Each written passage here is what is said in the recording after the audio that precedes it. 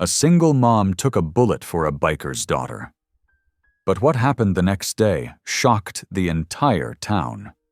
She was just serving coffee in a small roadside diner until one gunshot changed her life forever.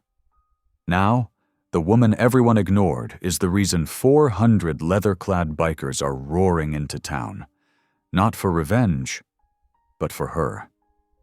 The same people who once feared these men now watch in disbelief as they guard her home, fix her roof, and call her family. But when new enemies rise and old hate resurfaces, this single act of courage could spark a battle between redemption and ruin. Why would 400 feared men risk everything for one wounded mom? And when the world turns against them, who will stand for what's right? Because sometimes, the loudest hearts belong to the ones the world calls lost. Drop a comment below and share which part of the world you're tuning in from today. If you enjoy stories like this, don't forget to subscribe for more. The morning sun crept through the blinds of Marty's Diner, painting golden stripes across the faded booths and the smell of bacon grease that never quite left the air. Hannah Doyle wiped down the counter with her good hand, humming softly to herself.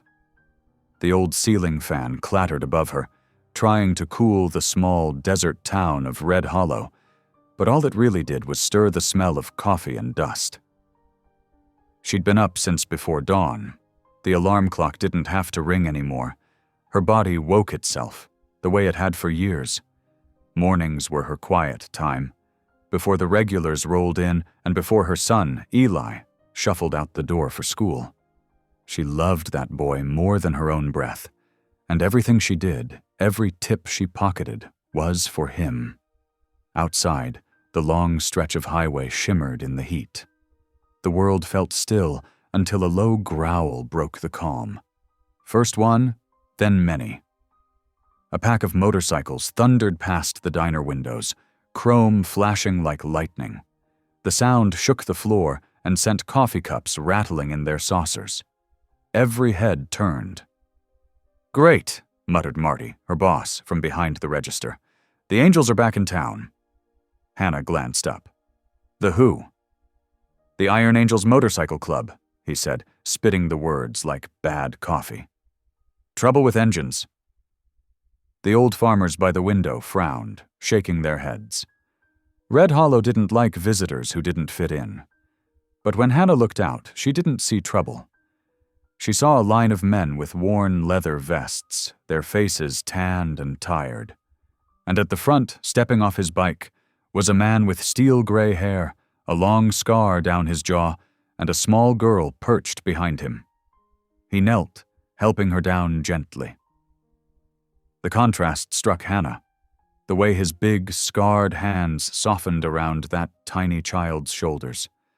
The little girl smiled up at him, clutching a pink stuffed bear. Something about the sight tugged at Hannah's heart. Maybe it was the way he brushed the dust from the girl's face.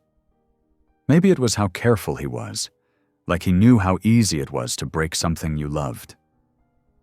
She turned back to her counter, forcing a smile. The lunch crowd would come soon, and she needed tips. By noon, the diner buzzed with chatter. The door jingled open, and the same biker she'd seen earlier stepped inside, ducking under the low door frame. The whole place went silent. Every eye followed him. He didn't look mean, just out of place. His eyes, blue-gray like storm clouds, searched for something ordinary, something kind. He ordered coffee and sat in the back with his daughter, who pressed her nose against the window, watching the world with quiet wonder. Hannah brought them their drinks. "Here you go," she said, smiling gently. "You traveling far?" He nodded once. "Just passing through, trying to keep my girl out of trouble." His voice was low and gravelly, but polite. "Well," Hannah said softly, "then you're in the right place. Red Hollow's about as quiet as it gets." He almost smiled. almost. When she walked away, one of the older customers leaned toward Marty and whispered loud enough for half the diner to hear, "Don't serve that kind. They'll steal your wallet and set fire to the place before they go." Hannah bit her lip but said nothing. Still, something in her chest burned. She'd been on the wrong side of whispers before. After her husband died and bills piled up. After people called her the charity case waitress. She knew what it felt like to be looked at like you didn't belong. Evening fell fast that night. The last of the trucks rumbled out of town, and the diner lights flickered off one by one. Hannah locked the doors and stepped outside, stretching her sore back. The air was cooler now, carrying the smell of sagebrush. Across the street, the Iron Angels had gathered near a small bar, their motorcycles lined up like dark horses. Music drifted from somewhere, rough and low. Hannah saw the little girl again, dancing in circles with her teddy bear, while the men laughed softly and watched over her like guardians. She smiled before she realized she was smiling. "Come on, Mom," Eli called from her car. "You said you'd help me with that history project." "Coming, baby," she said, sliding behind the wheel. As they drove home through the dimming light, Hannah glanced once more in the rearview mirror. The biker leader stood under the street lamp, his face turned toward the stars, his little girl asleep in his arms. For a moment, he looked like a man praying silently for something he'd already lost. Hannah didn't know why that sight stayed with her all night, but it did. And by morning, when the sound of engines roared again down Main Street, her world would never be the same. Morning heat rose off the blacktop like steam. The sky over Red Hollow stood hard and blue, the kind that made the mountains look close enough to touch. Hannah parked behind the diner and checked the bandage on the back of her heel where her shoe had rubbed a blister. She took a breath and told herself it would be a good day. Tips would be steady. Eli would get through school without trouble. The world would hold. By 11, the lunch rush had started. Fryers hissed, plates clattered, the radio played an old country song about second chances. Hannah moved fast with coffee pots, refilling cups before anyone had to ask. Her shoulder ached the way it did when she was tired, a small knot under the skin. She pushed through it. She always did. The bell over the door jingled and a dry wind swept in.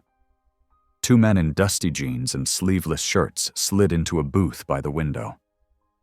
They weren't Iron Angels, but they wore the same kind of vests, only the patches looked meaner, newer, like they had something to prove. One of them had a fresh scar on his knuckles. He drummed the table with a coin, never looking up. "What can I get you?" Hannah asked, pen ready. "Coffee," the drummer muttered. "Black, and keep it coming?" "Burgers," said the other. He kept glancing out the window, jaw tight. Hannah felt the air change then, a little shift like a storm rolling in.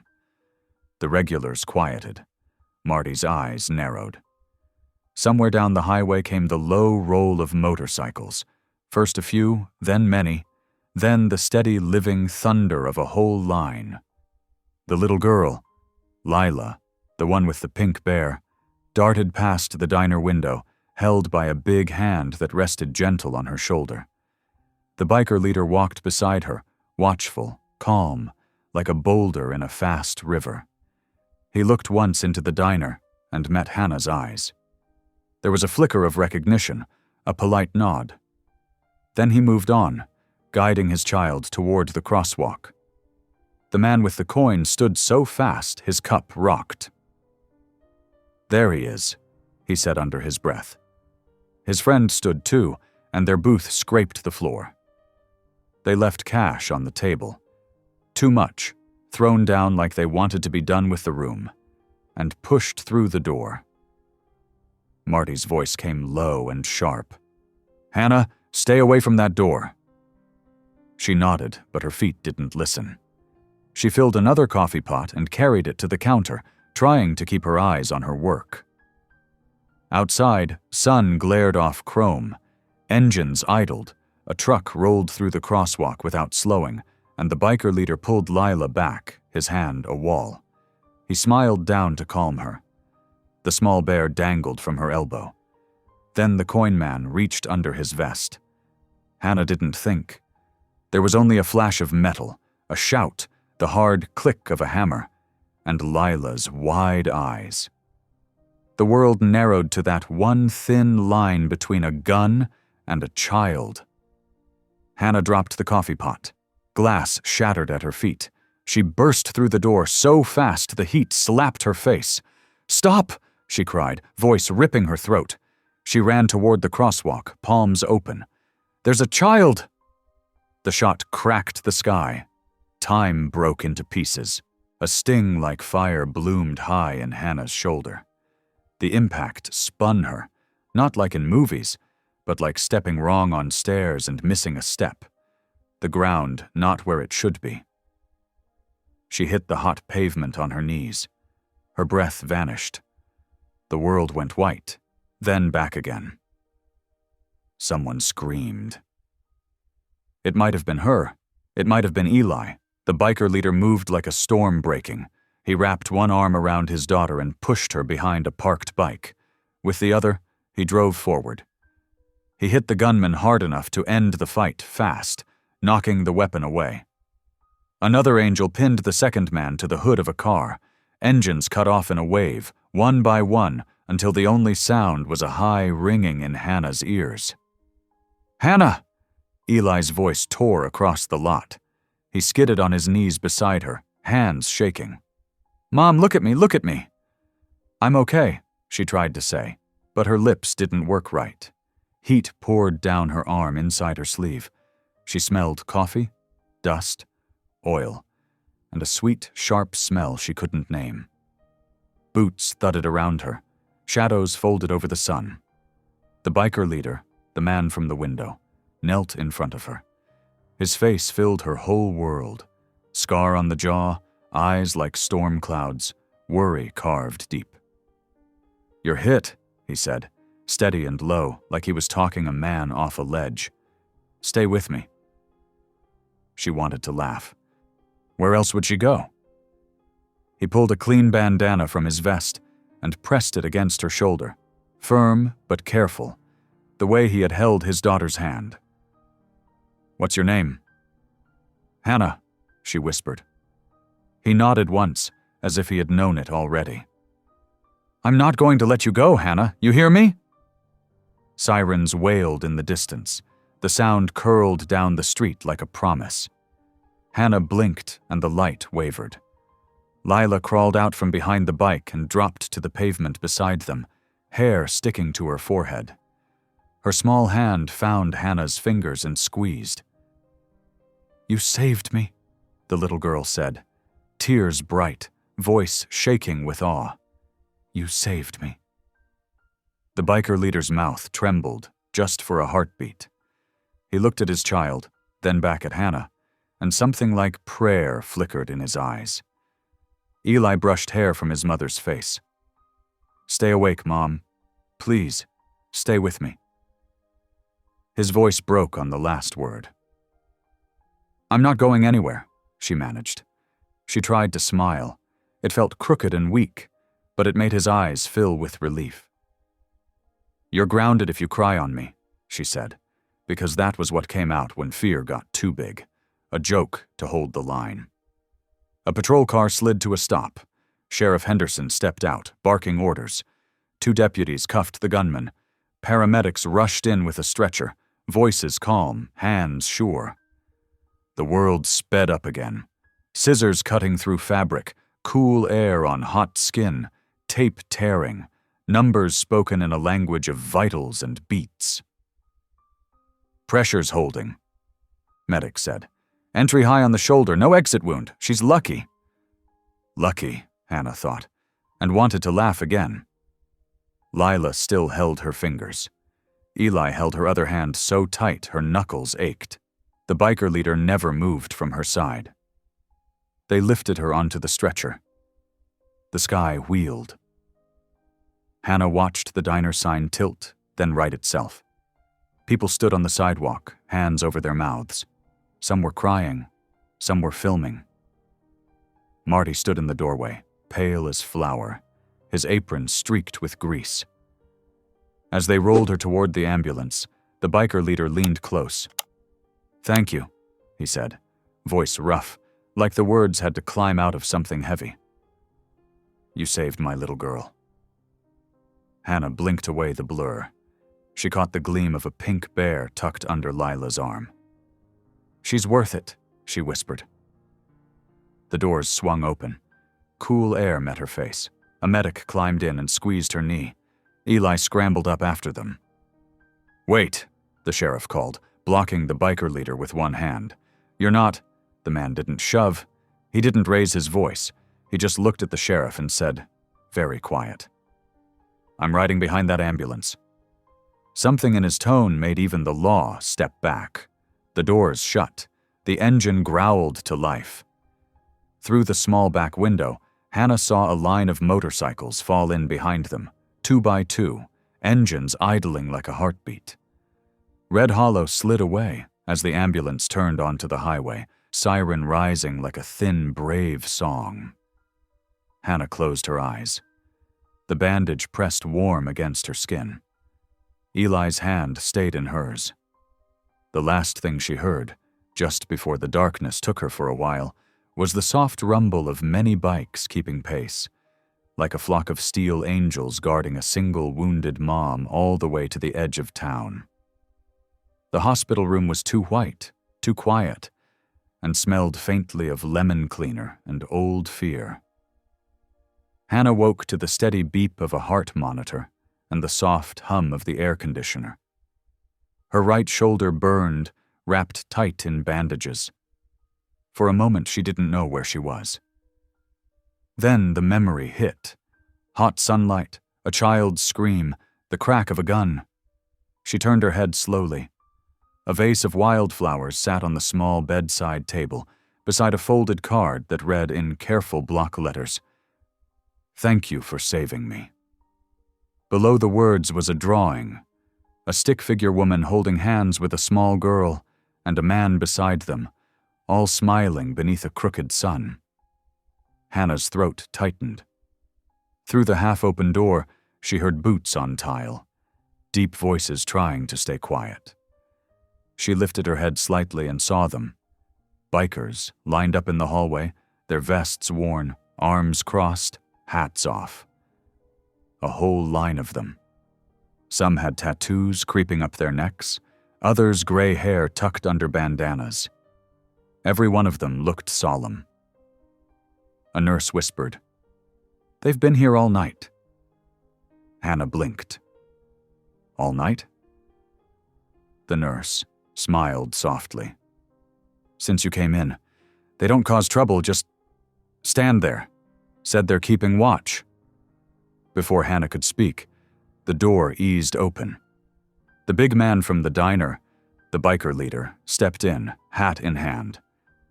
Without his sunglasses, his eyes were a shade of gray that could hold a storm or a prayer. "How are you feeling?" he asked quietly. "Sore," she said, trying to smile. "But alive." He nodded once, the corners of his mouth twitching with something like relief. "You took a bullet for my little girl." "I just reacted," she murmured.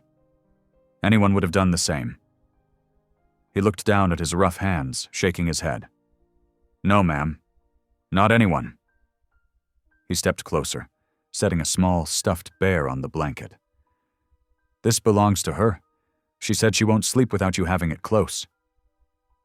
The bear's left ear was torn, its fur singed from years of love. Hannah pressed it to her chest, tears stinging her eyes. "What's her name?" she asked. "Lila." His voice softened at the sound of it. "She's been asking about you every 10 minutes. I told her the lady who saved her is tougher than most men I know." A quiet laugh escaped Hannah, though it hurt to do so. You give her too much credit. He glanced towards the window. You'll see for yourself soon enough.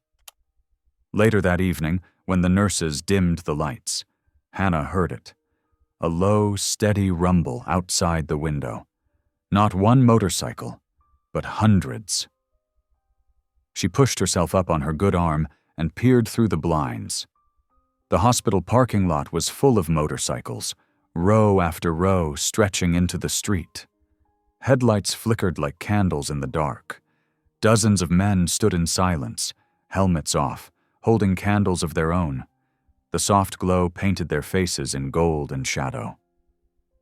They came to pray, the nurse whispered from the doorway. For you. Hannah's lips parted. For me? The nurse nodded. They said they wanted to thank you properly.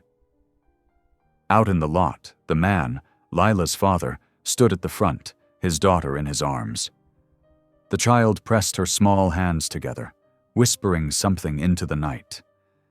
Then she lifted her chin toward the window and smiled. Hannah's eyes blurred. She pressed her palm to the glass. From below, the leader raised his hand. Open, steady. For a long moment, the whole world went still except for the hum of engines running soft as a lullaby. He didn't shout. He didn't need to. Every man there understood. One by one, they knelt, heads bowed. The sight stole Hannah's breath. The feared iron angels, the men the town called outlaws, kneeling like church deacons in the glow of their headlights. Tears rolled freely down her face now, warm against her cheeks. She whispered a prayer she hadn't said in years.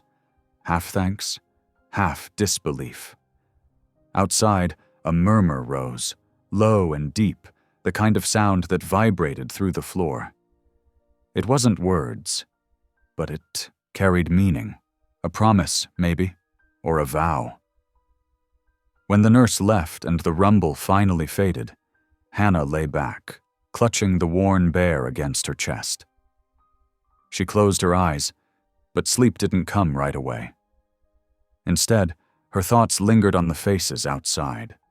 The rough hands, the bowed heads, the light flickering against leather vests. She had always believed kindness didn't go far in this world. But tonight, something told her she was wrong. Outside, in the parking lot of Angels, the engines faded into the distance, leaving behind the faint scent of oil, candle smoke, and the beginning of hope. When Hannah returned home 3 days later, the desert sun had already started to fall behind the mountains, washing the sky in dusty orange light. The air felt still, too still, like the whole town was holding its breath. Eli carried her bag inside, his young shoulders squared like a soldier's, though his eyes betrayed how much the hospital days had scared him. The house smelled faintly of lavender cleaner and wood smoke. A neighbor must have checked in. The old porch creaked as they stepped up, and Hannah noticed something odd. Her mailbox was stuffed full, overflowing with letters and envelopes.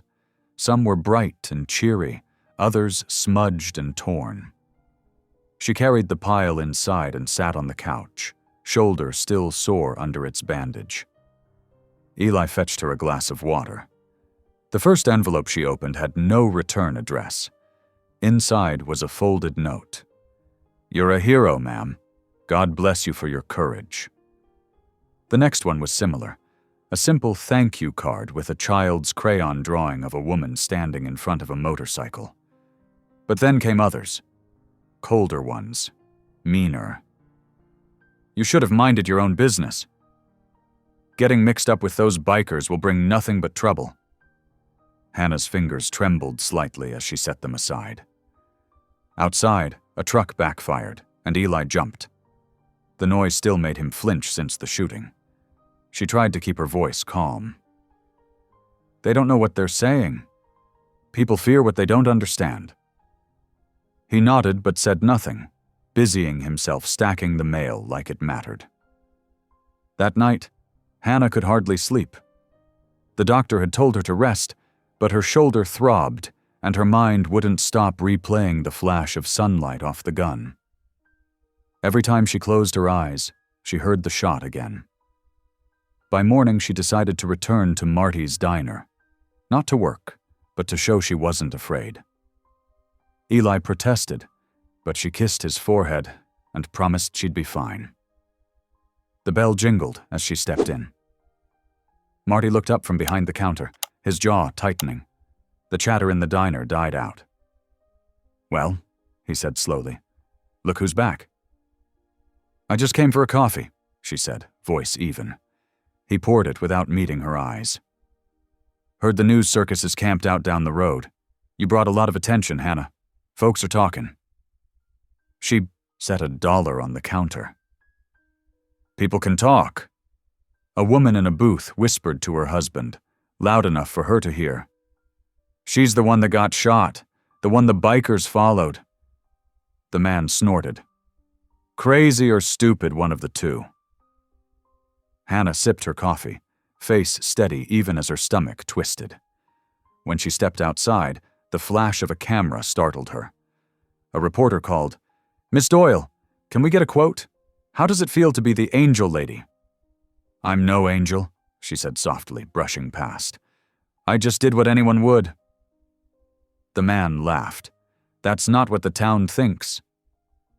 She kept walking, head high. By the time she reached home, Mac Rourke, Lila's father, was leaning against his motorcycle at the end of her driveway. His vest was dusty, and the same quiet strength hung around him like armor. "Afternoon," he said, straightening. "Didn't mean to scare you." "You didn't," she replied, though her heart did jump a little. He nodded toward the house. "Brought something for you." From his saddlebag, he pulled out a folded envelope and handed it to her. Inside was a cashier's check. The amount made her blink. "My club took up a collection," he said before she could speak. "For your medical bills, lost wages, whatever you need." "I can't take this," she said quickly, trying to hand it back. "It's not charity," he said firmly. "It's gratitude." She hesitated, then folded the check back into its envelope.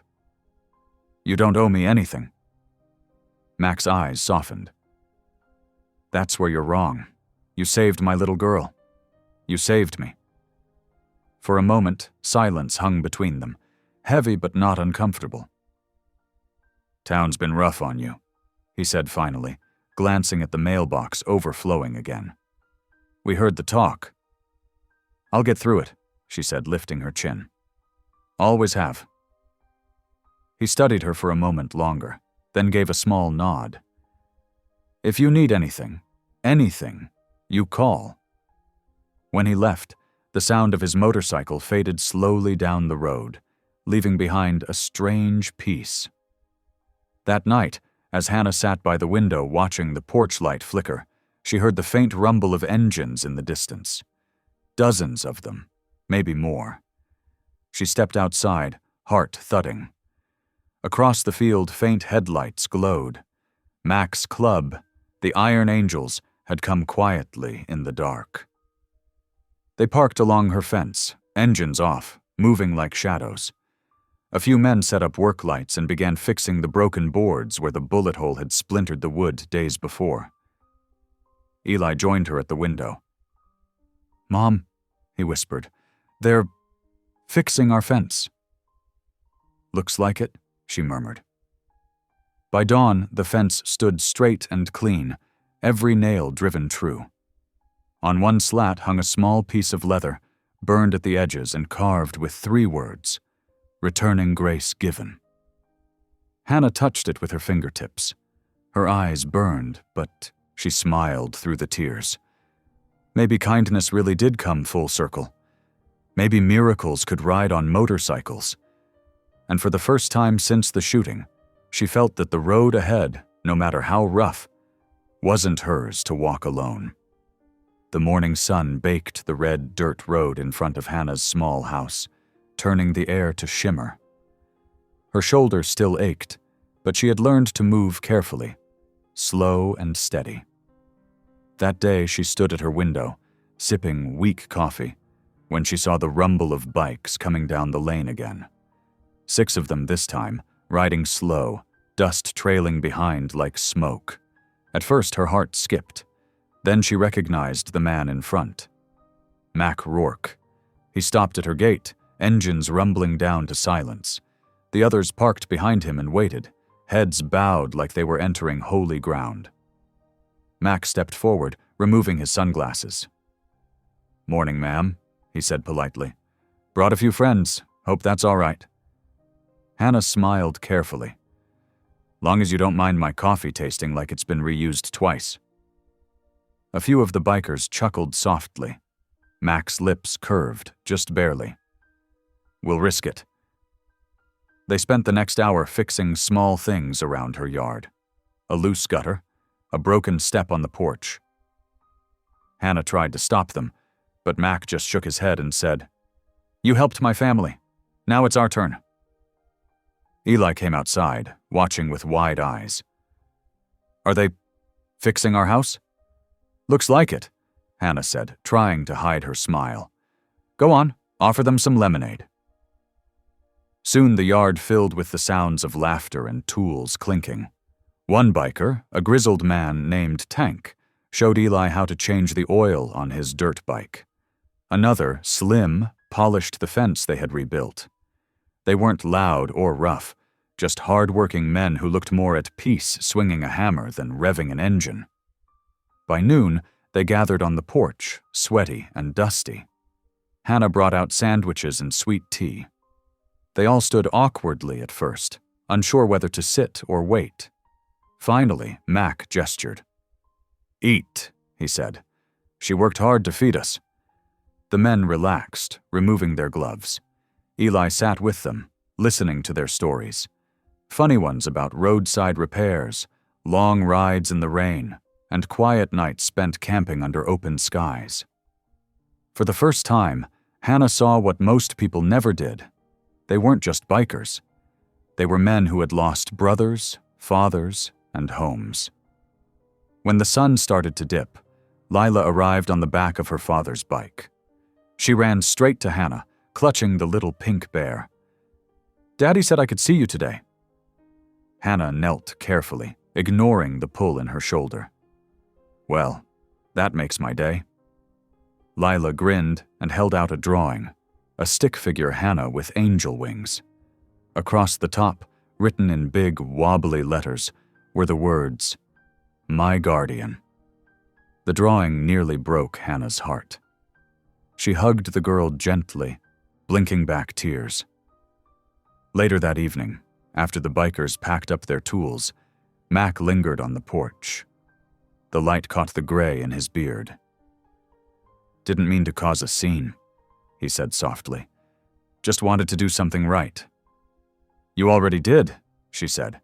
"You and your men gave my son a good day. That's worth more than a fixed gutter."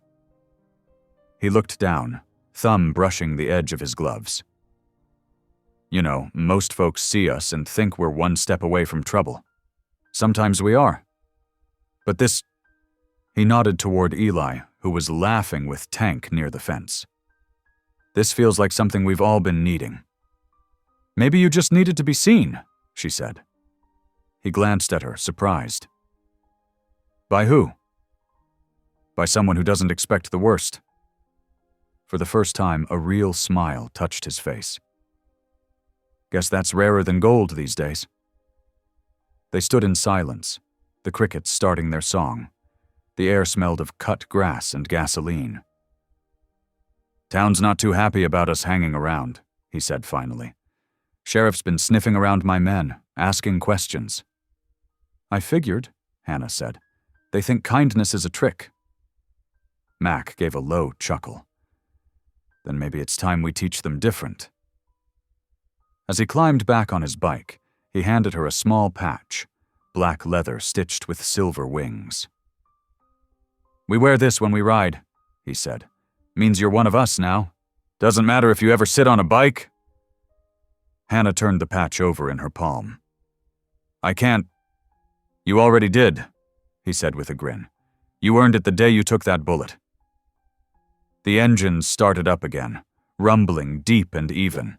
The sound rolled across the valley like thunder, but it didn't frighten her this time. It sounded steady, safe. When the last bike disappeared down the road, Hannah stood on her porch under the soft, pink glow of sunset, the patch still warm in her hand. Eli leaned against the doorframe, eyes bright. "They're not like people say," he said quietly. "No," Hannah said. "They're not." As night settled, she placed the patch on the table beside Lila's drawing. For the first time in years, she felt something she hadn't dared to feel. Belonging. Somehow, in all the noise and chaos, she had found her own strange family, and she wasn't about to let anyone take that away. Sunday morning sunlight spilled through the kitchen window, washing Hannah's little house in gold. The air carried the smell of coffee and frying bacon, and the soft sound of Eli humming while he set the table. For the first time in months, there was laughter instead of worry. When the knock came at the door, Hannah wiped her hands on her apron and opened it to find Mac and Lila standing on the porch. Mac held a grocery sack, and Lila clutched a small bouquet of wildflowers. "We come bearing food," Mac said with a half smile. "Figured we'd try that Sunday dinner you mentioned." Hannah laughed, surprised and touched. "Well, I can't promise it'll be fancy, but you're welcome here anytime." They spent the afternoon cooking together. Mac chopped vegetables with surprising skill, Lila stirred biscuit dough, and Eli hovered near the oven, sneaking bacon when he thought no one noticed. Conversation came easy, about simple things, like how Lila's favorite subject was art, or how Eli wanted to rebuild an old dirt bike for the fair. But as the day went on, Hannah noticed small shadows behind Mac's eyes. When the talk turned quiet, she asked softly, "You were a soldier once, weren't you?" He paused, knife still in hand. "Marine," he said finally. "A long time ago." "What happened?" He sighed, wiping his hands on a towel. "Lost some good men overseas. Came back different. The world didn't know what to do with us after that. So we found each other again. Men who understood the noise that never stops in your head." Hannah nodded slowly. "That's why you built the club?" "Yeah, started as a brotherhood for vets. Just a place to ride, to breathe. Then it grew. Maybe too fast. Some joined for the wrong reasons. We lost our way for a while." His voice dropped. "But I'm trying to fix that." She studied him. Beneath the tattoos and the rough leather vest was a man who carried invisible weight. "You already started," she said gently. "You've done more good in 2 weeks than most people do in a lifetime." He looked up at her, eyes searching. "Maybe. But sometimes, no matter how far you ride, you can't leave certain ghosts behind." "Then maybe you don't have to leave them," she said quietly. "Maybe you just have to let someone else help you carry them." He didn't speak for a long time. When he finally did, his voice was low. Haven't heard words like that in a while. Dinner was simple. Fried chicken, biscuits, and laughter. Lila's giggles filled the house. Even Eli smiled more than Hannah had seen in years. After they ate, Lila drew pictures on napkins while the adults sat on the porch with coffee. "You ever think about leaving Red Hollow?" Mac asked. "Sometimes," Hannah admitted. "But where would I go? My husband's buried here. Eli's friends are here. And this little town, as hard as it's been, it's still home." He nodded slowly. "Home's a strange word. Sometimes it's a place, sometimes it's people." She looked at him, meeting his eyes. "Sometimes it's both." They sat in comfortable silence, watching fireflies blink in the dusk. The cicadas sang. The world felt still. Then headlights swept across the yard. Pastor Ray's old pickup truck pulling in. He waved as he climbed out, smiling kindly. "Well, If this isn't the finest sight I've seen all week, he said, looking around. Neighbors breaking bread instead of breaking each other's patience. Evening, Pastor, Hannah said, warmly. You're just in time for coffee? He joined them on the porch, eyes twinkling. Town's been buzzing since that charity ride you're planning, he said to Mac. Heard you and your men have been fixing roofs for the widows down near Canyon Road. Mac shrugged. Seemed like the right thing to do. Ray leaned forward, hands clasped. You keep this up, son, and you'll change more hearts than a preacher ever could. Mac looked down, embarrassed. We're not saints. Good, Ray said with a grin. Saints make folks nervous. Decent men make 'em curious. Hannah laughed, and even Mac chuckled softly. For a moment, everything felt light again. But when the pastor left and the house grew quiet, Hannah's heart stirred uneasily. From down the street she could hear voices, neighbors talking, the tone sharp and mean. You see who she's got over there? That biker and his kid, probably casing the place. Town's going soft, another voice said. Should have run him out days ago. Hannah stood still, listening through the open window. Mac had gone outside to check his bike. The words weren't meant for him to hear, but he did. His back stiffened slightly before he turned toward the darkness, pretending he hadn't noticed. She stepped out onto the porch. Ignore them, she said softly. They don't know you. He forced a faint smile. I've been ignored worse. Lila came running out, tugging his hand. Daddy, are we coming back soon?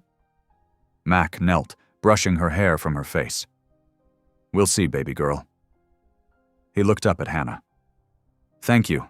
For the meal. For everything. You don't have to thank me, she said. Yeah, he murmured, standing. I do. When they left, the sound of the bikes faded into the cool night. Hannah lingered on the porch long after they disappeared, her hand brushing the leather patch on her vest pocket. She whispered into the quiet, They just need a chance.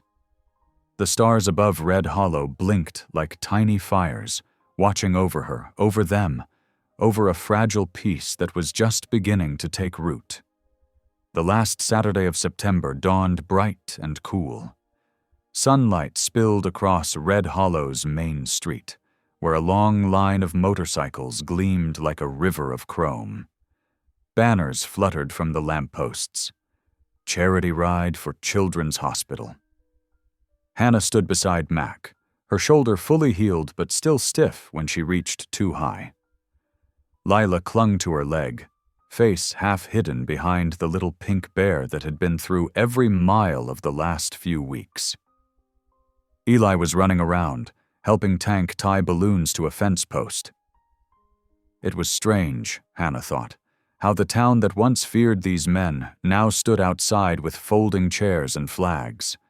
People waved, cautious at first, then with genuine smiles. Pastor Ray prayed over the riders before they set out, his voice lifting over the rumble of hundreds of idling engines. Lord, he said, thank you for turning what was broken into a blessing. Keep these riders safe, and may every mile they ride carry hope to someone who needs it. The crowd murmured, Amen.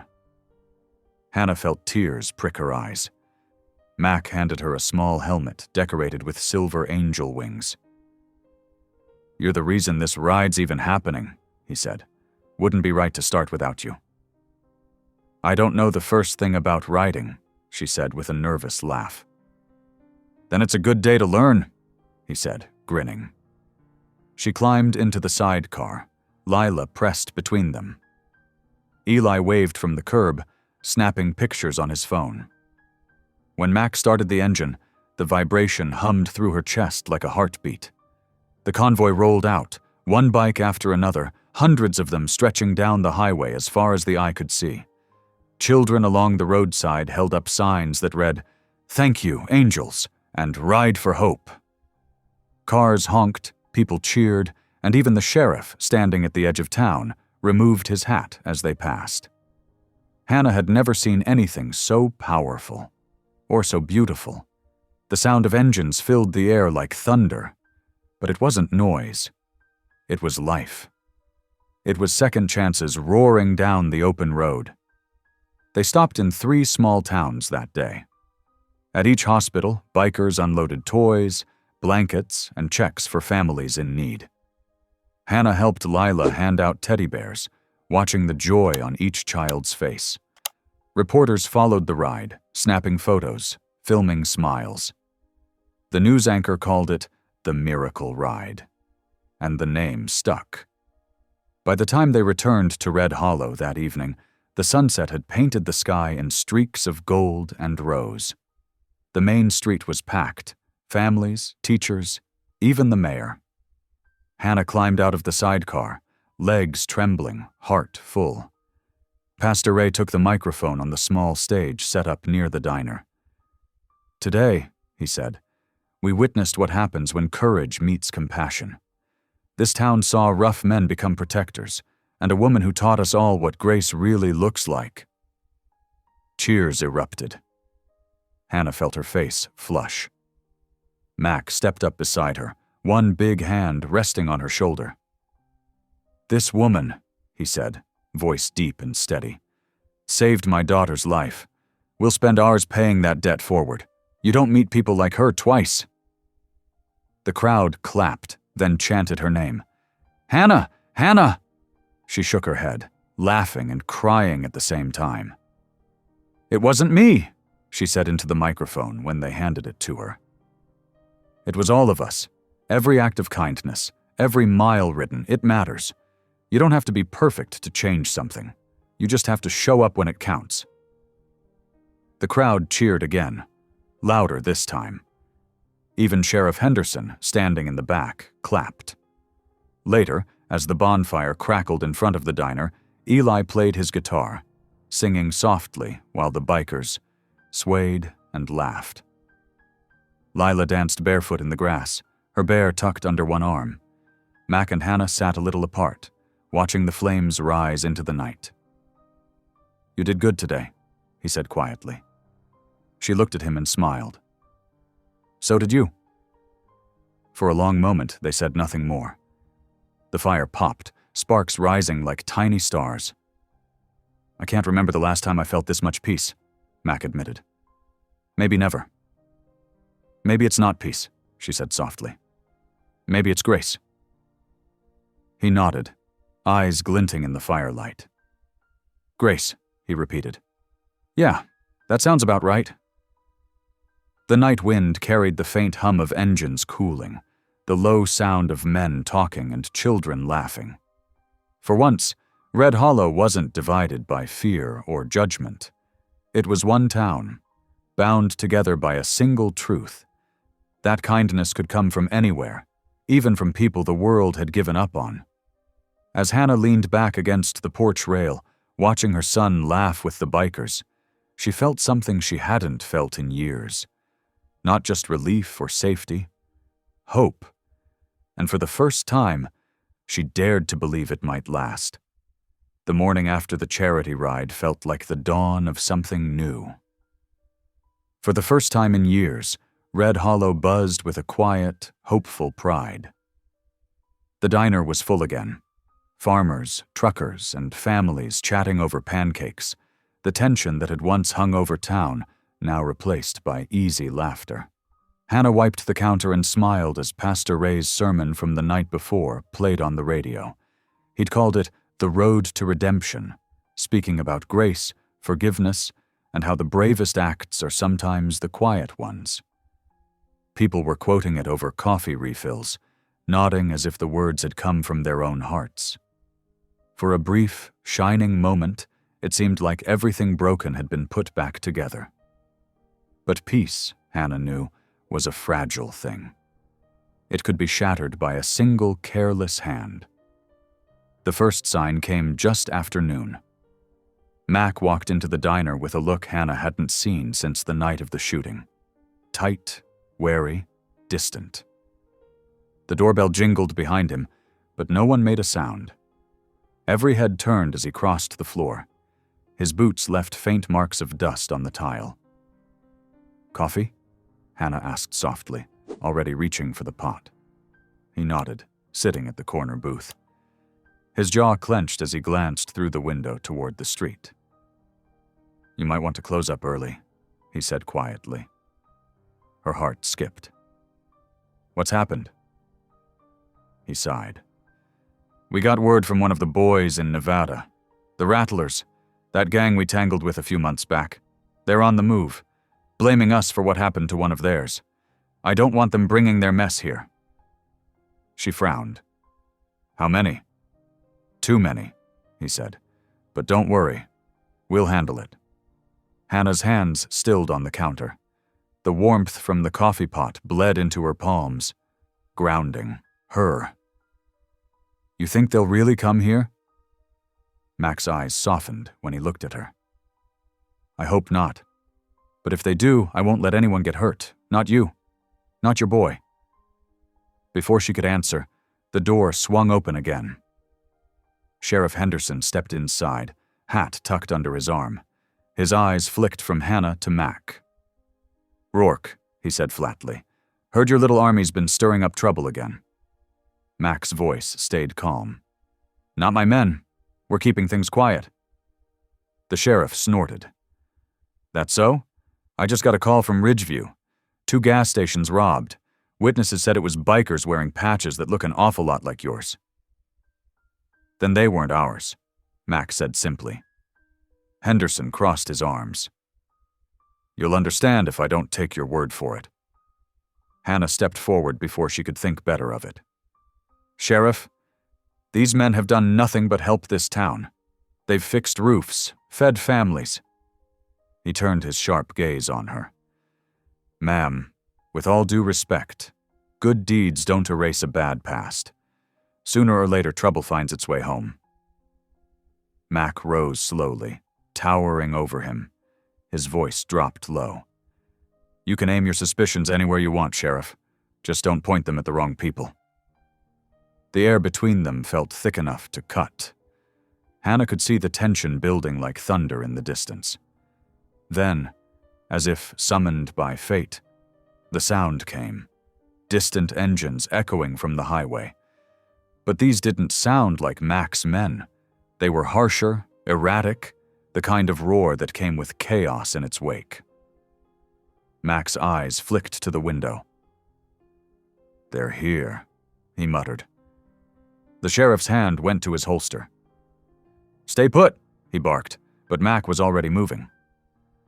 Outside, the afternoon sun glared off chrome as 6 unfamiliar bikes tore into town. The Rattlers had arrived. Their leader, a lanky man with wild blonde hair and a snake tattoo winding up his neck, revved his engine in front of the diner. He grinned through broken teeth. "Where's Ironheart?" he shouted, voice cutting through the air. "Time to settle our score." Hannah felt her stomach drop. Eli, who had been helping Marty in the back, ran to her side. "Mom, what's going on?"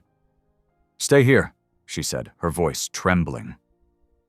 Mac stepped into the street, his vest glinting in the sun. The Iron Angels began arriving one by one, drawn by the sound of trouble. Within minutes, the quiet main road became a battlefield of men on bikes facing off, the tension humming like a live wire. "Don't do this, Tanner," Mac called. "You got no reason to bring your fight here." The other man spat on the ground. "No reason? You took my brother down in Vegas." "He pulled a gun on a family," Mac said coldly. "You know that." Tanner's grin widened. "Doesn't matter now. Blood for blood, brother." He revved his engine, and his men followed. The noise was deafening. Hannah rushed outside, ignoring the sheriff's shout. "Stop this!" she cried. "There are families here! Kids!" The Rattlers didn't listen. One threw a bottle that shattered against the sidewalk, glass spraying near the diner door. People screamed and ducked for cover. The Iron Angels held their ground but didn't draw weapons. Mac raised his hand, signaling his men to stay calm. "We're not doing this here," he said firmly. Tanner sneered. "Too late for that. He kicked his bike into gear and roared forward, circling the angels like a wolf testing the herd. Then, as if on cue, one of his men fired a shot into the air. The sound ripped through the town. Windows shook. Chaos broke loose. The sheriff shouted orders, diving behind his cruiser. Children cried. The smell of burned rubber filled the street. Mac grabbed Hannah's arm, pulling her behind a parked truck. "Get inside," he shouted. "I'm not leaving," she protested, clutching Eli's hand. "Do it!" His eyes were fierce now, desperate. "You don't understand these men. They'll hurt anyone in the way." But before she could move, another shot rang out, this one hitting the stained glass window of the church across the street. Shards fell like colored rain. That image burned into Hannah's mind, sunlight breaking through the broken glass, scattering across the pavement in red and blue. The standoff lasted less than 5 minutes, but it felt like hours. When sirens wailed in the distance, backup coming from neighboring towns, the rattlers peeled off, roaring back down the highway, leaving tire marks and a trail of smoke behind. When the dust settled, people began to emerge slowly from behind cars and doorways. No one was hurt, but the damage was done. The sheriff turned on Mac immediately. "You brought this here," he barked. "You and your so-called brothers?" Mac's jaw tightened. "You think I wanted this?" "I don't care what you wanted," Henderson snapped. "Your club's finished in this town. You'll pull your men out by sundown, or I'll drag every last one of you out myself." The crowd murmured in agreement. Fear had turned back into anger, and anger always needed somewhere to land. Hannah stepped forward, shaking. "Sheriff, that's not fair. They didn't start this." He cut her off. "Ma'am, you've done enough already." His voice softened slightly. "Go home. Take your boy and go home." Mac turned toward her, his expression torn between fury and heartbreak. "You see how it is," he said quietly. "Doesn't matter what good we do. They'll never forgive men like us." "That's not true," she said, her throat tightening. He didn't answer. Instead, he turned to his men. "Mount up," he said, voice flat. "We're leaving." The Iron Angels started their engines, the sound heavy and hollow. They rode out of town without another word, their taillights glowing red against the setting sun. When the last one disappeared over the hill, the silence was unbearable. Eli tugged at her sleeve. "Mom, what happens now?" She looked down the empty road, dust still drifting through the air. "I don't know, sweetheart," she said softly, "but I think we just lost something good." That night, the town buzzed with rumors, claims that the Angels had staged the fight, that they'd scared off the rival gang only to look like heroes. The media twisted the story. The headline screamed, "Biker Chaos returns to Red Hollow." By morning, Hannah's phone was full of messages, some kind, most cruel. The diner's owner called, voice shaking. "I'm sorry, Hannah. Folks are saying your name brings trouble. I can't have that around the business." He didn't have to say the words. She was fired. Again. Hannah hung up the phone slowly, then sank into a chair. The house was silent, except for the clock ticking on the wall. Eli came out of his room, rubbing his eyes. "Mom?" She forced a smile that didn't reach her eyes. "It's fine, baby. We'll figure something out." But deep down, she felt hollow. That evening, she sat on the porch, watching the sun dip below the horizon. The repaired fence gleamed faintly in the fading light, the carved leather tag, returning grace given, swaying in the wind. She touched it gently, feeling the worn edges beneath her fingertips. A single tear slipped down her cheek. "You tried to give this town hope," she whispered into the dusk, "and I let them take it from you." Somewhere far away, she thought she heard the faint echo of engines, steady, familiar, fading into the mountains. For the first time since the shooting, The silence felt heavy again. Not peaceful. Just empty. Morning crept into the house like a shy guest. Light slid across the kitchen floor, touching the stacked bills and the cracked sugar jar. Hannah sat at the table with a cold cup of coffee and an ache that felt older than her bones. The night after the fight had stretched forever. Sleep came in scraps. Every time she closed her eyes, she saw the stained glass window burst, the colors falling like broken prayer. Eli padded in, hair a mess, face pale. He studied her for a long second, as if measuring how much she could take. "You going to the diner?" he asked, though he knew the answer. She shook her head. "Not today." He pulled out a chair. "You always told me we don't run." "We don't," she said. Her voice was calm, but her hands shook. She hid them under the table. "But right now, I don't know where to stand." He reached into his backpack and set a photo on the table. It was his father in uniform, a younger Hannah beside him, both squinting into the sun. "He didn't stop when things got hard," Eli said. "You didn't either. You saved that girl. You gave Mac and his men a chance. You don't quit now." The words landed like a hand on her back, steadying her.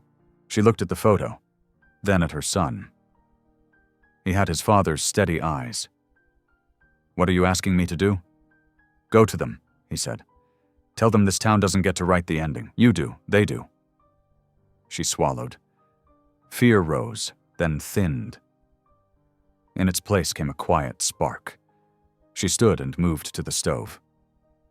"Then we bring food. No man plans with an empty stomach." She set a pot on the burner. "Get me the stew meat, onions too, and that old blue cooler." They worked side by side. By noon, the little house smelled like garlic and hope.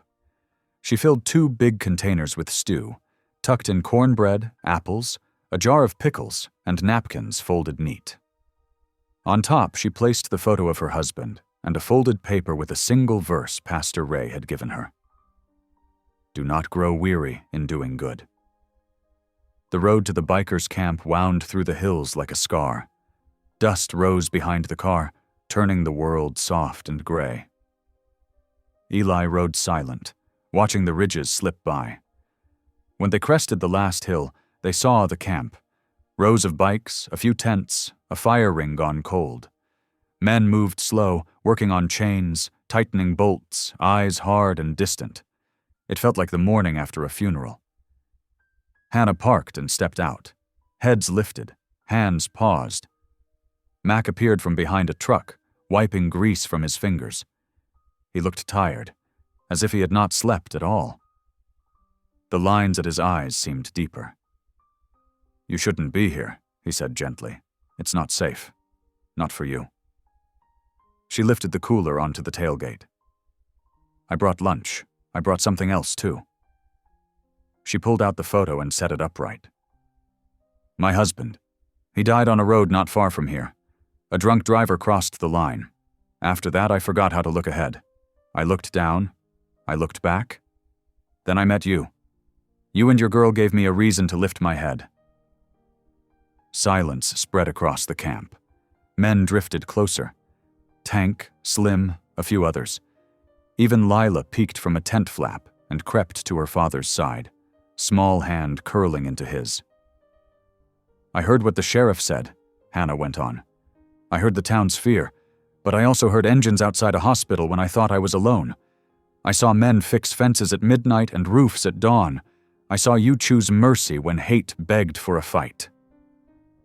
She took a breath, steady and slow. "Don't let one ugly day erase what you've built." Mac studied her face, as if searching for something to hold on to. "What would you have us do?" "Don't hide," she said. "Don't swing back. Ride louder than the lies, not for pride, for purpose. Take the good you started and carry it farther than this town's borders. Make it so big no one can call it a trick." Tank crossed his arms. "Like what? Another ride?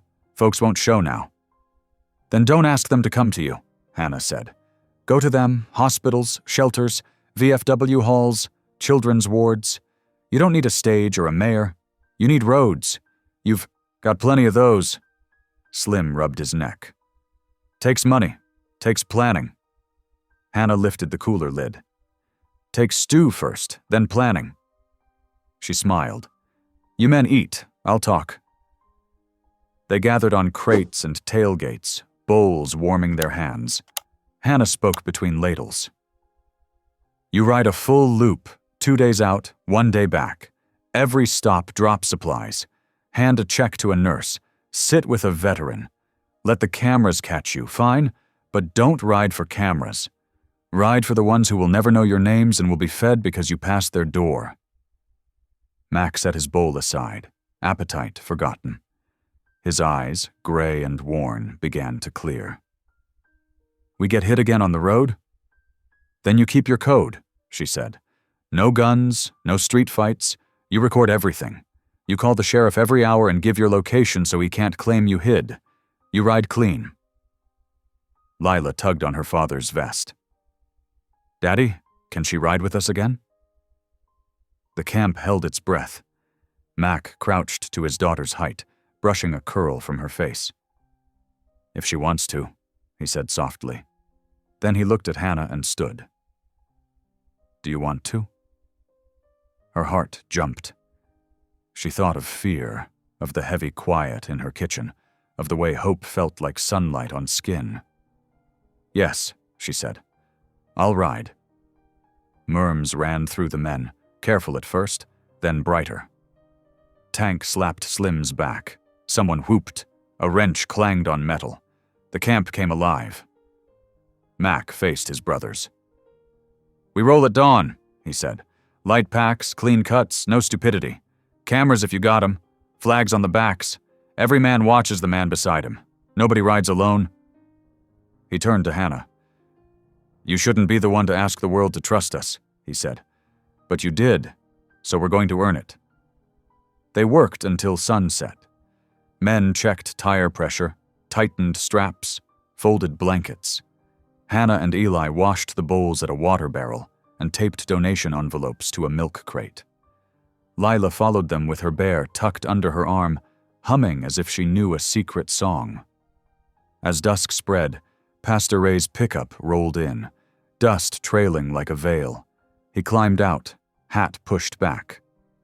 Heard a rumor the road's about to get blessed, he said, smiling. He lifted a hand and prayed over them. Simple words, steady and kind. Keep these riders safe.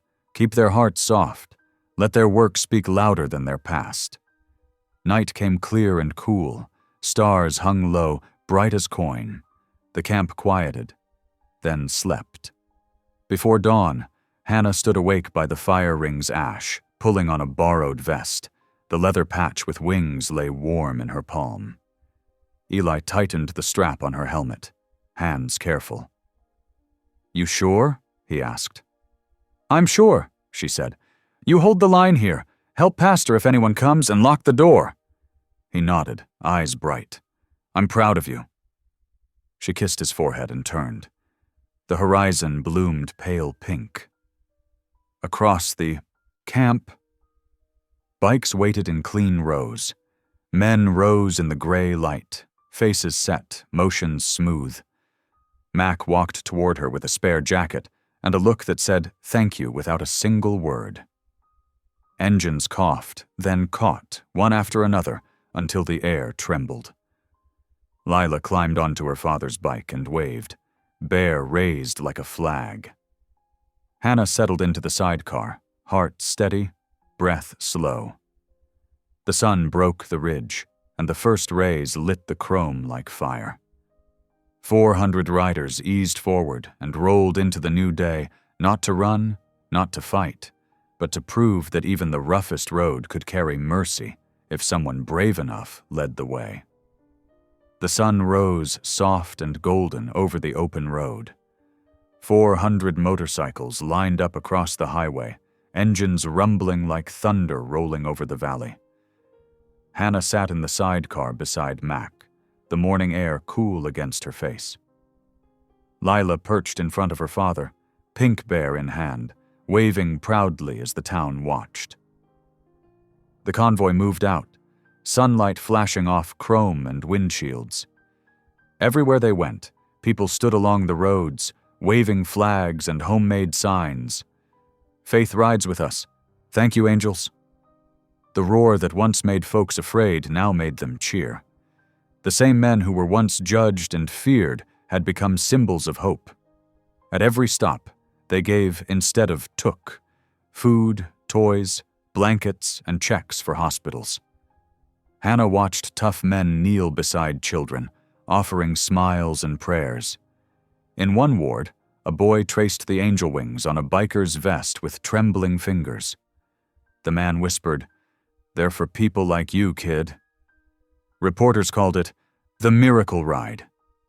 Cameras followed, but Hannah's words stayed simple. This began with one act of love, and look how far it's gone. By sunset, the riders returned to Red Hollow, the sky painted in gold and violet. Families lined the streets. The sheriff tipped his hat. Pastor Ray's church bells rang. Mac turned to Hannah as they parked by the diner, his eyes soft in the fading light. "You showed them who we really are," he said. She smiled, shaking her head. "No, Mac. You showed them what grace looks like." As the engines cooled and twilight settled, the town clapped and cheered. Children laughed. Lila danced in the glow of headlights. The sound of the bikes faded into the evening like a heartbeat that refused to die, a sound that whispered one truth: grace keeps riding. Morning sunlight poured over Red Hollow like a soft blessing. The streets that once felt cold and suspicious now glowed with life and color. Shop owners opened their doors early, hanging banners that read, "Thank you, angels," and "Welcome home." Laughter replaced whispers. The town that once judged now gathered to celebrate. Down Main Street, the Iron Angels rolled in slowly, their engines steady but humble. Children ran alongside, waving flags and handing out wildflowers. The rumble that once made people hide now brought them out smiling. When the bikes parked in neat rows near the diner, the applause was loud enough to shake the windows. Pastor Ray stood on the steps of his church, ringing the old bell as the crowd cheered. Sheriff Henderson stepped forward, removing his hat. "I was wrong about you," he said, voice rough. "About all of you." Mac nodded. "You weren't the only one, Sheriff. We all had to learn something." The sheriff's eyes softened.